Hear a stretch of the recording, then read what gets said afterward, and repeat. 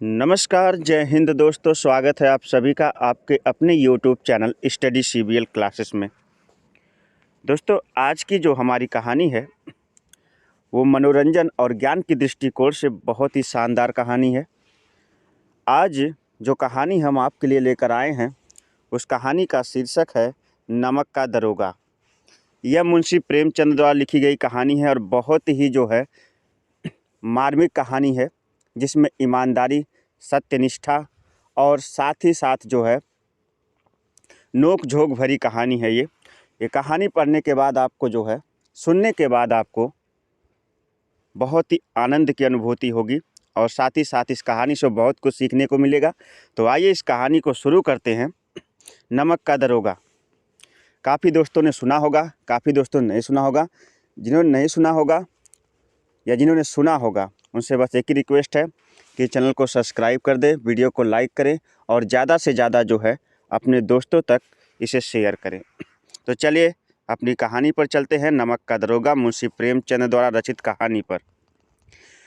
कह रहा कि जब नमक का नया विभाग बना और ईश्वर प्रदत्त वस्तु व्यापार करने का निषेध हो गया, मतलब कि खुलेआम जो है नमक का व्यापार करने का क्या हो गया, निषेध हो गया, तो लोग चोरी छिपे इसका व्यापार करने लगे।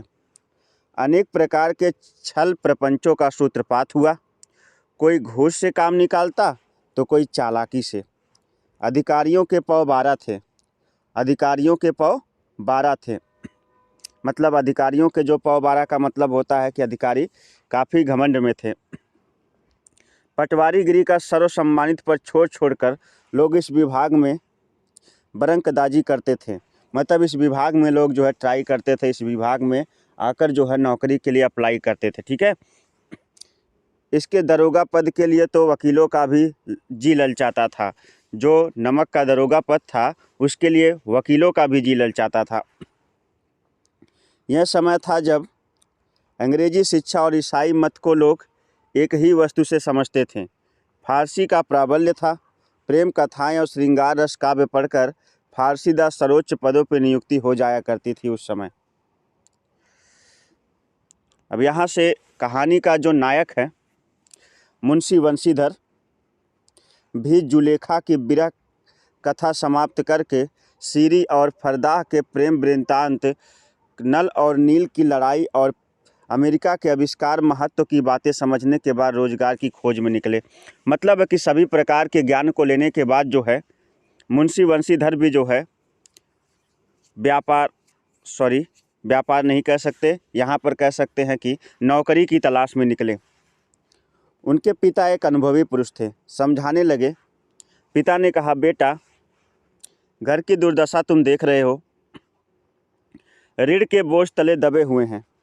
मतलब हम जो है कर्ज के बोझ तले दबे हुए हैं। लड़कियां हैं वे घास फूस की तरह बढ़ती जा रही हैं। जो घर की लड़कियां हैं जिनका शादी विवाह करना है वो घास फूस की तरह बढ़ती जा रही हैं। मैं कगारे का वृक्ष हूँ। मतलब मेरा अंतिम समय चल रहा है। ना मानूं कब गिर पड़ूं, मतलब ना मानूं कब दुनिया से चल बसूं। अब तुम ही घर के मालिक मुख्तार हो। मतलब घर की जिम्मेदारी बंशीधर को समझाते हुए उनके पिता इस तरह से सलाह देते हैं कि तुम ही अब घर के मालिक मुख्तार हो। और क्या देते हैं, बताते हैं, नौकरी में ओहदे पर ध्यान मत देना। मतलब नौकरी में जो है अपनी नौकरी में जो है ओहदे पर ध्यान मत देना। मतलब होता है किसी पोस्ट पर ध्यान मत देना। यह तो पीर का मज़ार है। मतलब ओहदा तो पीर का मज़ार है। निगाह चढ़ावे चादर की ओर रखनी चाहिए। मतलब ये कहने का मतलब है कि वो कहना चाहते हैं कि ऊपरी कमाई पर ध्यान दे, जो है रिश्वत पर ध्यान दे। ऐसा काम ढूंढना जहाँ कुछ ऊपरी आय हो। मासिक वेतन तो पूर्णमासी का चाँद है, जो एक दिन दिखाई देता है महीने में और घटते घटते लुप्त हो जाता है। मतलब मासिक वेतन तो महीने में एक बार ही केवल मिलता है, लेकिन जिसकी तुलना जो है पूर्णमासी के चाँद से की है कि जो महीने में एक बार दिखाई देता है और धीरे धीरे लुप्त हो जाता है। मतलब जो महीने में एक बार मिलता है और धीरे धीरे ख़त्म हो जाता है। और ऊपरी आय बहता हुआ स्रोत है। जो ऊपरी आय आप कह सकते हैं कि इसे आप कह सकते हैं कि ऊपरी कमाई जो है, ऊपरी आय है, यह बहता हुआ स्रोत है जिससे सदैव प्यास बुझती है। वेतन मनुष्य देता है, इसलिए इसमें वृद्धि नहीं होती। ऊपरी आमदनी ईश्वर देता है, इसी से इसमें बरकत होती है। वेतन जो है मनुष्य देता है और ऊपरी आय कौन देता है? ईश्वर देता है। तुम स्वयं विद्यमान हो, तुम्हें क्या समझाऊं। इसी विषय में विवेक की बड़ी आवश्यकता है। मतलब इस विषय में विवेक की बड़ी आवश्यकता है, बुद्धि की बहुत आवश्यकता है। मनुष्य को देखो, उसकी आवश्यकता को देखो। यानी जहाँ तुम करने जा रहे हो, मनुष्य को देखो और उसकी आवश्यकता को देखो। उसके उपरांत उचित समझो करो। जैसा तुम्हें लगे वैसा करो। गरज वाले आदमी के साथ कठोरता करने के लिए लाभ ही लाभ है। जिस व्यक्ति को गरज है, अगर याद उसके साथ कठोरता दिखाते हो तो तुम्हारा लाभ ही लाभ होगा। लेकिन बेगरज को दाव पर पाना ज़रा कठिन है। बेगरज व्यक्ति जिसकी गरज नहीं है, उसको दाव पर पाना क्या है? कठिन है। इन बातों को निगाह में बांध लो। यह मेरी जन्म भर की कमाई है और यही मेरा जन्म भर का ज्ञान है जो मैं तुम्हें दे रहा हूँ। घर की मजबूरियों को समझते हुए आगे बढ़ो।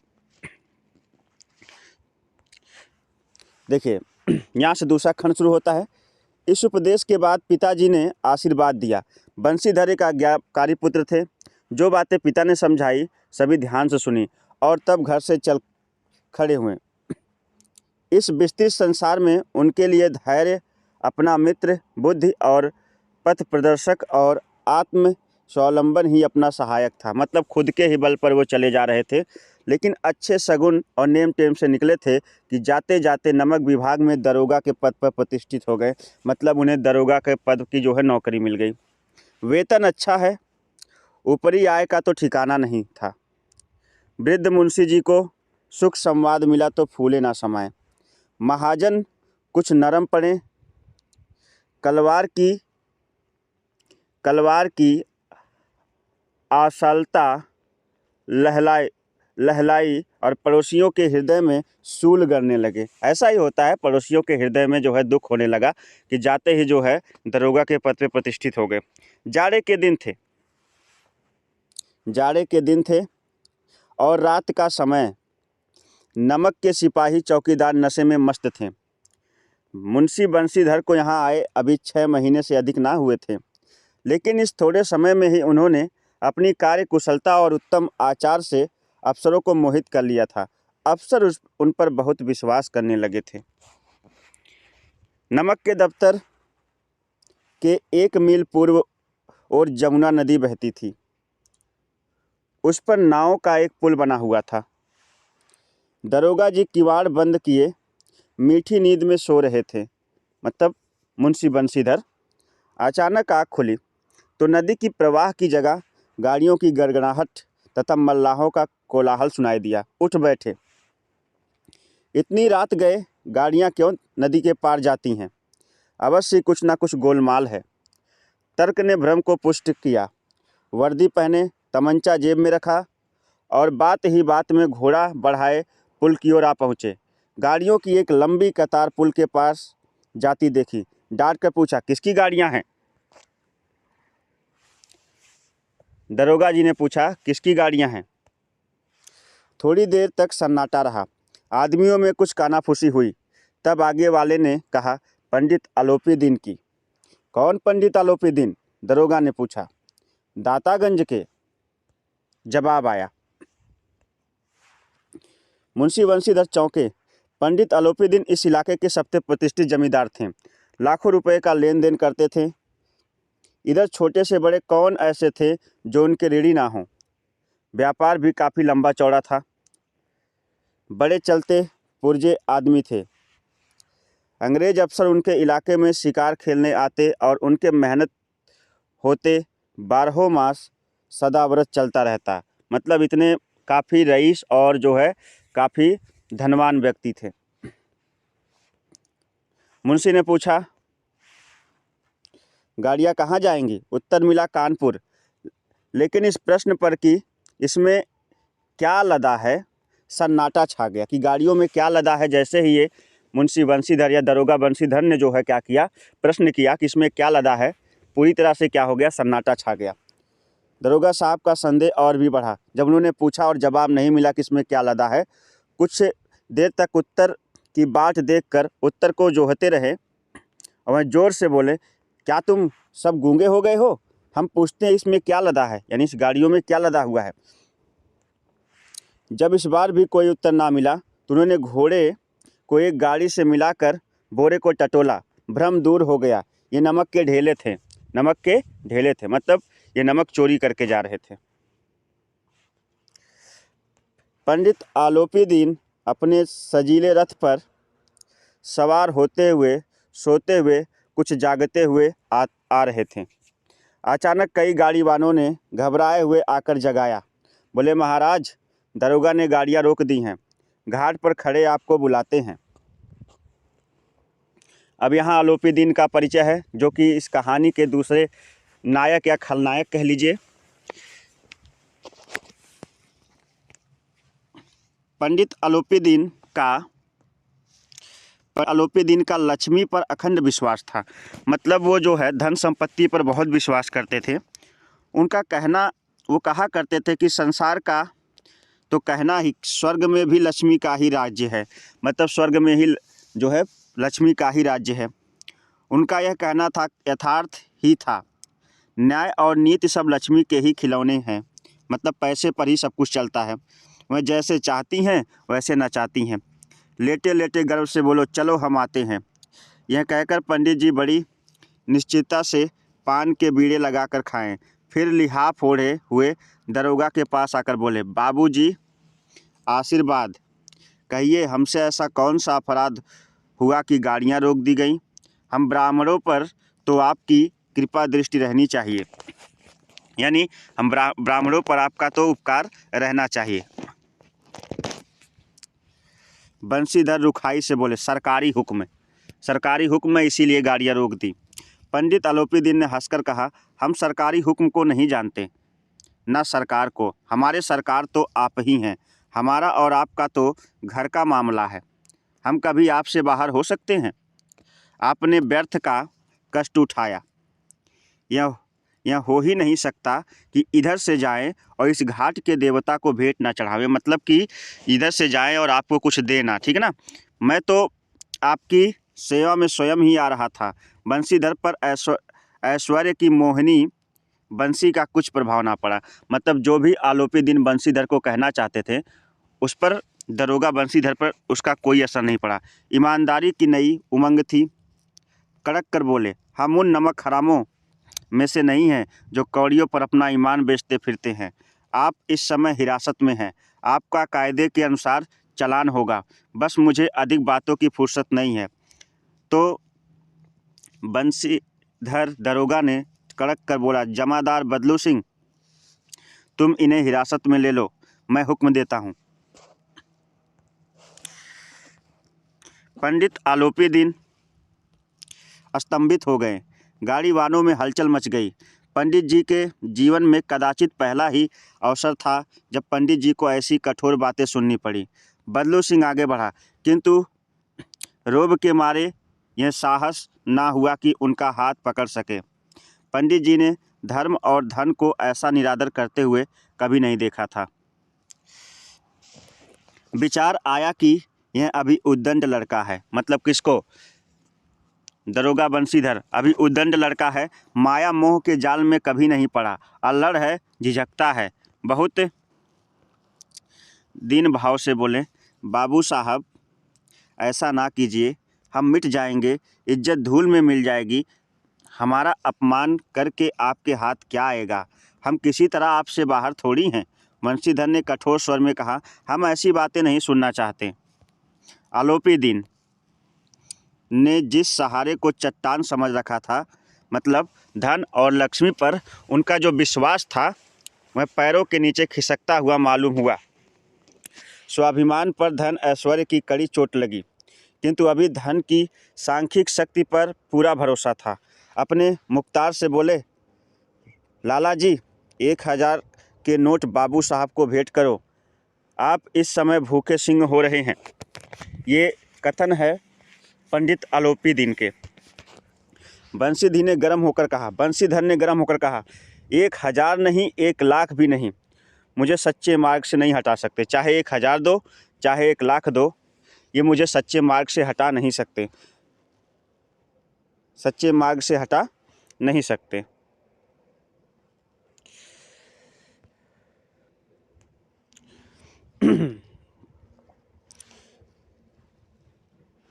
धर्म की इस बुद्धहीन दृढ़ता और देव दुर्लभ त्याग पर मन बहुत झुझलाया। अब दोनों शक्तियों में संग्राम होने लगा। धन ने उछल उछल कर आक्रमण करना शुरू कर दिया। यानी धन देने की अलोपीदीन ने बहुत सारी कोशिशें कर ली। 1 से 5, 5 से 10, 10 से 15 और 15 से फिर 20,000 तक की नौबत पहुंची, किंतु धर्म और अलौकिक वीरता के साथ बहुसंख्यक सेना के सम्मुख अकेला पर्वत की भांति अटल अवचित खड़ा रहा। कौन? दरोगा बंसीधर। अलोपीदीन निराश होकर बोले, अब इससे अधिक मेरा साहस नहीं, आगे आपको अधिकार है। बंसीधर ने अपने जमादार को ललकारा। जमादार बदलू सिंह मन में दरोगा जी को गालियां देता हुआ पंडित आलोपीदीन की ओर बढ़ा। पंडित घबरा के 2-3 कदम पीछे हट गए। अत्यंत दीनता से बोले, बाबू साहब, ईश्वर के लिए मुझ पर दया कीजिए, मैं 25,000 पर भी निपटारा करने को तैयार हूँ। असंभव बात है। 30,000 पर भी नहीं, किसी तरह से संभव नहीं। क्या 40 पर भी नहीं? 40,000 या 40 लाख पर भी संभव नहीं है। बदलू सिंह, इस आदमी को हिरासत में ले लो, अब मैं एक शब्द भी नहीं सुनना चाहता। धर्म ने धन को पैरों तले कुचल डाला। अलोपीदीन ने एक हिष्ट-पुष्ट मनुष्य को हथकड़ियाँ लिए अपनी तरफ आते देखा तो चारों ओर निराशा और कातर दृष्टि से देखने लगे। इसके बाद मूर्छित होकर गिर पड़े। दुनिया सोती थी पर दुनिया की जीभ जागती थी। दुनिया सोती थी पर दुनिया की जीभ जागती थी। सवेरे देखिए तो बालक वृद्ध सबके मुंह पर यही बात सुनाई देती थी। जिसे देखिए पंडित जी की व्यवहार पर टीका टिप्पणी कर रहा था। निंदा की बौछारें हो रही थी, मानो संसार से अब पापी का पाप कट जाएगा। ऐसी बातें लोग जो है पंडित आलोपीदीन के बारे में कर रहे थे। पानी को दूध के नाम पर बेचने वाला ग्वाला, कल्पित रोज नामचे भरने वाले अधिकारी वर्ग, रेलवे बिना टिकट सफ़र करने वाले बाबू लोग, जाली दस्तावेज बनवाने वाले सेठ और साकार सब के सब देवताओं की भांति गर्दनें चला रहे थे। जब दूसरे दिन पंडित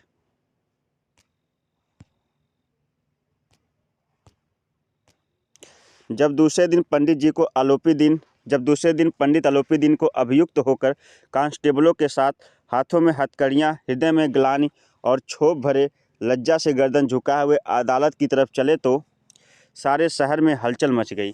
मतलब जब लोग कांस्टेबल उन्हें जो है अदालत ले जाने लगे तो हाथों में हथकड़ियाँ लगी थी और गर्दन नीचे थी और लोगों में हलचल मच गई।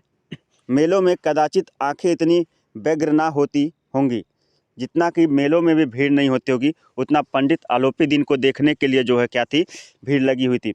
भीड़ के मारे छत और दीवार कोई भेद ना रहा। छत और दीवार हर जगह लोग भरे हुए थे।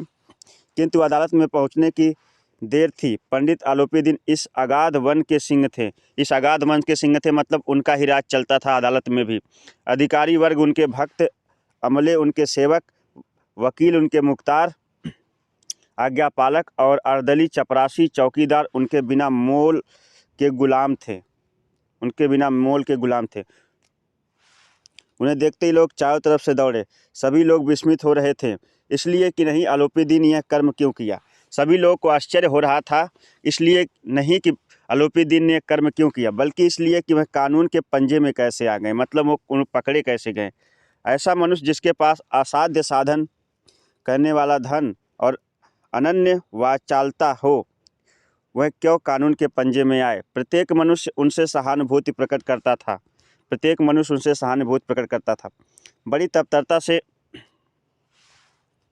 इस आक्रमण को रोकने के नियमित वकीलों की एक सेना तैयार की गई। न्याय के मैदान में धर्म और धन युद्ध ठन गया। बंसीधर चुपचाप खड़े थे। उनके पास सत्य के सिवा और कोई बल ना था, ना स्पष्ट भाषण के अतिरिक्त कोई सत्र नहीं था। गवाह थे किंतु लोभ के डामाडोल थे। मतलब गवाह तो थे लेकिन वे सब लोभी थे और वे सब बिक चुके थे। यहाँ तक कि मुंशी जी को न्याय भी अपनी ओर से कुछ खिंचा हुआ दिख पड़ता था। मतलब होता कि अपनी तरफ से न्याय भी जाता हुआ लग रहा था। दरोगा साहब को, मतलब कि उनकी तरफ कोई नहीं था। वह न्याय का दरवाज़ा था, परंतु उसके कर्मचारियों पर पक्षपात का नशा छाया हुआ था। पक्षपात का नशा का मतलब सभी लोग पंडित आलोपी की तरफ ही थे, किंतु पक्षपात और न्याय का क्या मेल। जहाँ पक्षपात हो वहाँ न्याय की कल्पना भी नहीं की जा सकती। जहाँ पक्षपात हो, जहाँ पे लोग पक्षपात करते हो, वहाँ पे न्याय की कल्पना भी नहीं की जा सकती। मुकदमा शीघ्र ही समाप्त हो गया। डिप्टी मजिस्ट्रेट ने अपनी तजवीज़ में लिखा, पंडित आलोपी के विरुद्ध दिए गए सभी प्रमाण निर्मूल और भ्रमात्मक है। मतलब सभी लगाए गए आरोप गलत हैं। वह बड़े भारी आदमी हैं और यह बात कल्पना के बाहर है कि उन्होंने थोड़े से लाभ के लिए ऐसा दुस्साहस किया हो। यद्यपि नमक के दरोगा मुंशीधर का अधिक लोभ नहीं है, लेकिन यह बड़े खेद की बात है कि उनकी उद्दंडता और विचारहीनता के कारण एक भले मानुष को कष्ट झेलना पड़ा। हम प्रसन्न हैं कि अपने काम में सजग और सचेत रहता है, किंतु नमक के मुकदमे की बड़ी हुई नमक की हलाली ने इसके विवेक और बुद्धि को भ्रष्ट कर दिया। भविष्य में इसे होशियार रहना चाहिए। इस प्रकार से जो है डिप्टी मजिस्ट्रेट ने जो है फैसला सुनाया। वकीलों ने फैसला सुना और उछल पड़े। पंडित आलोपी मुस्कुराते हुए बाहर निकले। स्वजन बांधवों रुपए की लूट की, जितने भी रुपए पंडित आलोपी ने कहा था उन सबकी लूट की। उदारता का सागर उमड़ पड़ा, उनकी लहरों में अदालत की हिला दी। जब बंशीधर बाहर निकले तो चारों ओर उनके ऊपर व्यंग बाणों की वर्षा होने लगी। चपरासियों ने झुक झुक कर सलाम किए, किंतु इस समय एक कटु वाक्य, एक एक संकेत उनकी कराकी गवाग्र को प्रज्वलित कर रहा था। मतलब लोग व्यंग बोल रहे थे। कदाचित इस मुकदमे में सफल होकर वह इस अकड़ते हुए ना चलते। आज उन्हें संसार का एक खेदजनक विचित्र अनुभव हुआ। किसको? बंशीधर को। न्याय और विद्वता, लंबी चौड़ी उपाधियाँ, बड़ी बड़ी दांडियाँ, ढीले चोंगे भी सच्चे आदर के पात्र नहीं हैं। कोई भी सच्चा आदर का पात्र नहीं है। बंशीधर ने धन से बैर मोल लिया था। उनका मूल्य चुकाना अनिवार्य था। कठिनता से एक सप्ताह बीता होगा कि मुअत्तली का परवाना आ गया, मतलब नोटिस आ गई। कार्य प्रायणता का दंड मिला। मतलब होता है कि कार्य में लापरवाही करने का दंड मिला। मतलब उन्हें कुछ समय के लिए सस्पेंड कर दिया गया, नौकरी से बर्खास्त कर दिया गया, कुछ तरह के हटा दिया गया। बेचारे भग्र हृदय, शोक और खेद व्यथित घर को चले। बूढ़े मुंशी जी तो पहले से ही गुड़गुड़ा रहे थे कि चलते चलते इस लड़के को समझाया था, लेकिन इसने एक ना सुनी। सब मनमानी करता है। हम लोग तो कलवार और कसाई के तगादे सहें, बुढ़ापे में भगत बनकर बैठे हैं। वहाँ बस वही सूखी तनख्वाह। हमने भी तो नौकरी की है, कोई ओहदेदार नहीं थे हम, लेकिन काम किया, दिल खोल कर किया। आप ईमानदार बनने चले हैं। घर में चाहे अंधेरा हो, मस्जिद में अवश्य दिया जलाएंगे। खेद ऐसी समझ पर। मुंशी जी अब उनको डांट रहे हैं, बोलिया बोल रहे हैं कि खेद है, मुझे जो है दुख हो रहा है ऐसी समझ पर। पढ़ना लिखना सब अराथक गया, सब बेकार गया। इसके थोड़े ही दिनों बाद जब मुंशी बंशीधर इस दुरावस्था से घर पहुँचे और बूढ़े पिताजी को समाचार सुना तो सिर पीट लिया। बोले, जी चाहता है कि तुम्हारा और अपना सिर फोड़ लूँ। बहुत देर तक पछता कर हाथ मलते रहे। क्रोध में कुछ कठोर बातें भी कहीं। यदि बंशीधर वहाँ टल ना जाता तो अवश्य ही यह क्रोध विकट हो जाता। अगर बंशीधर वहाँ से हटता नहीं तो क्रोध विकट हो जाता, रूप धारण कर लेता। वृद्ध माता को भी दुख हुआ। जगन्नाथ और रामेश्वरम की यात्रा की कामनाएं मिट्टी में मिल गईं। पत्नी ने तो कई दिन सीधे मुंह बात नहीं की। इसी प्रकार एक सप्ताह बीत गया। संध्या का समय था, शाम का समय था। बूढ़े मुंशी जी बैठे बैठे राम नाम की माला जप रहे थे। इसी समय उनके द्वार पर एक सजा हुआ रथ आकर रुका। हरे और गुलाबी पर्दे, पचहिए बेलों की जोड़ी, उनके गर्दन में नीले धागे, सींग पीतल से जड़े हुए, कई नौकरों की लाठियां कंधों पर रखे हुए साथ थे। मुंशी जी आगवानी को दौड़े, देखा तो पंडित आलोपीदीन है। झुककर दंडवत और लल्लो चप्पो की बातों करने लगे। हमारा भाग्य उदय हुआ जो आपके चरण इस द्वार पर आए। आप हमारे पूज्य देवता हैं, आपको कौन मुंह दिखावे। मुंह में तो कालिख लगी हुई है, किंतु क्या करें, लड़का अभागा कपूत है, नहीं तो आपसे क्या मुंह छिपाना पड़ता। मतलब ऐसा करता हमारा लड़का। ईश्वर निसंतान चाहे रखे, पर ऐसी संतान ना दे। ये सब जो है बंशीधर के पिताजी ने कहा। आलोपीदीन ने कहा, नहीं भाई साहब, ऐसा ना कहिए। मुंशी जी ने चकित होकर, ऐसी संतान को और क्या कहूँ। आलोपीदीन ने वात्सल्य स्वर में कहा, प्यार से कहा, कुल तिलक कहिए, कुल तिलक। और पुरखों की कीर्ति उज्जवल करने वाले संसार में ऐसे कितने धर्मपरायण मनुष्य और ईमानदार मनुष्य मिलते हैं जो धर्म में अपना सब कुछ अर्पण कर सके। पंडित आलोपीदीन ने बंशीधर से कहा, दरोगा जी, इसे खुशामद ना समझिए। खुशामद करने के लिए मुझे इतना कष्ट उठाने की ज़रूरत ना थी। उस रात आपने अपने अधिकार बल से अपनी हिरासत में लिया था मुझे, किंतु आज मैं स्वेच्छा अपनी इच्छा से आपकी हिरासत में आया हूँ।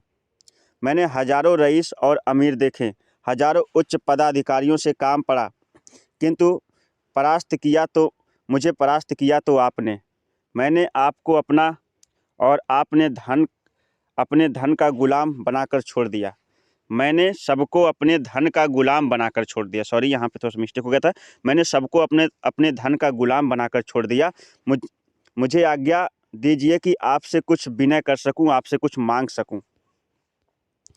बंशीधर आलोपीदीन को आते देखा तो उठकर सत्कार किया, किंतु स्वाभिमान सहित समझ गए थे कि यह महाशय मुझे लज्जित करने और जलाने आए हैं। क्षमा प्रार्थना की चेष्टा नहीं की, वरन उन्हें अपने पिता की यह ठाकुर सुहाती की बात असाध्य प्रतीत हुई। पर पंडित जी की बातें सुनी तो मन के मैल मिट गए। पंडित जी की ओर उड़ती हुई दृष्टि से देखा, सद्भाव झलक रहा था। गर्भ ने अब लज्जा के सामने सिर झुका लिया और शर्माते हुए बोले, यह आपकी उदारता है। अब दरोगा जी बोल रहे हैं, यह आपकी उदारता है, ऐसा कहते हैं। मुझसे जो कुछ अभिनय हुई है उसके लिए क्षमा कीजिए। मैं धर्म की बेड़ी में जकड़ा हुआ था। जो भी मैंने बर्ताव आपके साथ किया उस समय मैं धर्म की बेड़ी में जकड़ा हुआ था, नहीं तो वैसे मैं आपका दास हूँ, मैं आपका नौकर हूँ। जो आज्ञा होगी वह मेरे सिर माथे पर। ऐसा कहा दरोगा बंशीधर ने। आलोपीदीन ने विनीत भाव से कहा, नदी तट पर आपने मेरी प्रार्थना नहीं स्वीकार की, किंतु आज स्वीकार करनी पड़ेगी। बंशीधर बोले, मैं किस योग्य हूँ, किंतु जो कुछ सेवा मुझसे हो सकती है त्रुटि ना होगी। आलोपीदीन ने एक स्टाम्प लगा हुआ पत्र निकाला और उसे बंशीधर के सामने रखकर बोले, इस पद को स्वीकार कीजिए, अपने हस्ताक्षर कर दीजिए। मैं ब्राह्मण हूँ। जब तक यह सवाल पूरा ना कीजिएगा द्वार से ना हटूंगा। जब तक मेरी मांग पूरा नहीं कीजिएगा द्वार से नहीं हटूंगा। मुंशी बंशीधर ने वह कागज पढ़ा तो कृतज्ञता से आंखों में आंसू भर आए। पंडित आलोपीदीन ने उसको अपनी सारी जायदाद का स्थायी मैनेजर नियुक्त किया था। पंडित आलोपीदीन ने जो है मुंशी बंशीधर को अपनी सारी जायदाद का जो है स्थायी मैनेजर नियुक्त कर दिया था। 6000 वार्षिक वेतन के अतिरिक्त रोजाना खर्च अलग से, सवारी के लिए घोड़ा, रहने के लिए बंगला, नौकर चाकर। कंपित स्वर में बोले, पंडित जी, मुझ में इतनी सामर्थ्य नहीं आपकी उदारता की प्रशंसा कर सकूं, किंतु ऐसे उच्च पद के योग्य मैं नहीं हूं।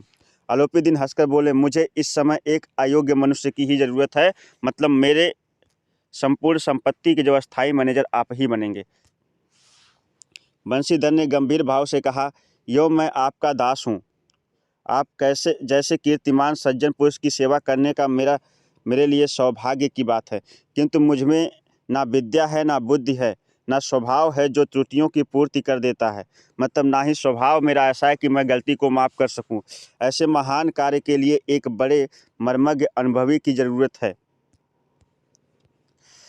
अलोपीदीन ने कलमदान से कलम निकाली और उसे बंशीधर के हाथ में देकर बोले, ना मुझे विद्वता की चाह है और ना अनुभव की, ना मर्मज्ञता की, ना कार्य कुशलता की। इन गुणों के महत्व को खूब पा चुका हूँ। अब सौभाग्य से सुअवसर ने मुझे वह मोती दे दिया है जिसके सामने योग्यता विद्वता की चमक फीकी पड़ जाती है। यह कलम लीजिए, अधिक सोच विचार ना कीजिए, दस्तखत कर दीजिए। परमात्मा से यही प्रार्थना है कि वह आपको सदैव नदी के किनारे वाला बेमुरौवत, उद्दंड, कठोर परंतु धर्मनिष्ठ दरोगा बनाए रखे। बंशीधर की आंखें डबाडब हो गईं। हृदय के संकुचित पात्र में इतना एहसान ना समा सका। एक बार फिर पंडित जी की ओर भक्ति और श्रद्धा की दृष्टि से देखा। कांपते हुए हाथों से मैनेजरी के कागज़ पर हस्ताक्षर कर दिए। अलोपीदीन प्रफुल्लित होकर उनके गले लगा लिया आलोपीदीन ने बंशीधर को। तो दोस्त, ये कहानी यहीं पे समाप्त होती है। नमक का दरोगा बहुत ही शानदार कहानी है मुंशी प्रेमचंद की। उम्मीद करता हूँ ये कहानी आपको बहुत अच्छी लगी होगी। आपसे बस छोटी सी रिक्वेस्ट है कि यदि आप चैनल पर नए हैं तो ज़रूर चैनल को सब्सक्राइब कर लें, और यदि पुराने हैं चैनल को सब्सक्राइब कर चुके हैं तो वीडियो को अपने दोस्तों तक ज़रूर शेयर करिए। मिलते हैं एक नई वीडियो के साथ, तब तक के आप सभी को नमस्कार, बाय बाय, जय हिंद।